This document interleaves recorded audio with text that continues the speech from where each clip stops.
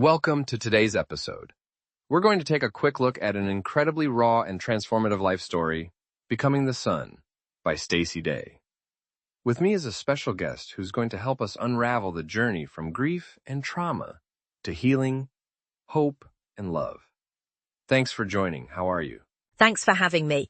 I'm excited to be here and delve into this story. Stacey's journey is one of resilience, of moving through darkness, facing hard truths, and ultimately reclaiming joy. It's poetic, relatable, and at times pretty gut-wrenching. Let's dive right in. There's such a strong sense of inner battle in Stacey's words. She describes her mind as a garden, sometimes a castle, and even references a graveyard for past traumas. How do these metaphors capture the healing process? Those metaphors really highlight how healing isn't linear. Stacey's joy garden is the safe, flourishing place she had to rediscover. But before there's growth, there's a reckoning, facing loss, saying goodbye to the Queen Mother, and accepting that some ghosts will travel with us. The castle? That's her mind, a place under siege, but also ripe for rebuilding. She's also very open about grief, sensing the ghosts of loved ones, especially her mom, haunting the halls of her mind. There's a lot about longing and unfinished business, right? Absolutely.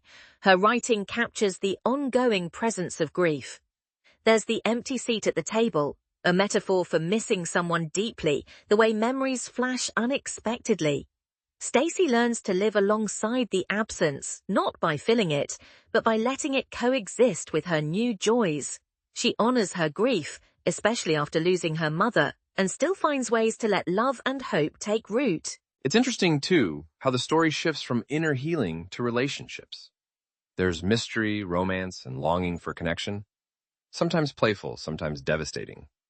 Tell me about that part. Stacey's journey through love is complicated. She talks about an absent king, a recurring prince, and the ache of remembering first love. She weaves in humor and pop culture, comparing her life story to romance movies, casting celebrities as characters in her own narrative. It keeps things light, even as she explores heavy topics like miscarriage, the decision to have more children, and the impact of trauma on love and intimacy. And she doesn't hold back on the messiness of mental health, panic attacks, medical issues, exhaustion.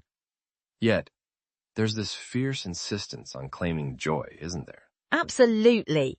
Stacey's honesty about her struggles with health, grief, and loneliness is so refreshing.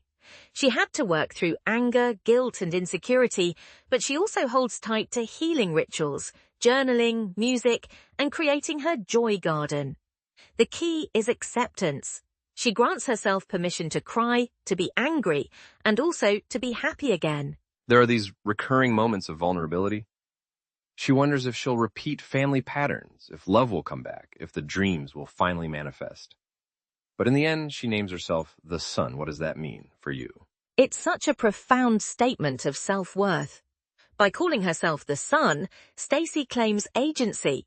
She becomes the source of warmth and light in her own life. It's about no longer waiting for others to rescue her joy. Even with doubts and setbacks, she keeps choosing to shine, to embrace the possibility of love, laughter, and even adventure. That's so powerful. If you had to sum up the core message Stacey shares through this deeply personal story, what would it be? I'd say it's about the relentless pursuit of becoming, of facing the hardest parts of your story, forgiving yourself, and learning to carry love and pain together. Stacey shows us that we can be broken open and still bloom. All along, she invites us to keep dancing, laughing, and writing our next chapter in the sunlight. Beautifully said. Thank you so much for your perspective today. And thank you to everyone listening. May we all find the courage to cultivate our own joy garden and become, in our own way, the sun. Until next time.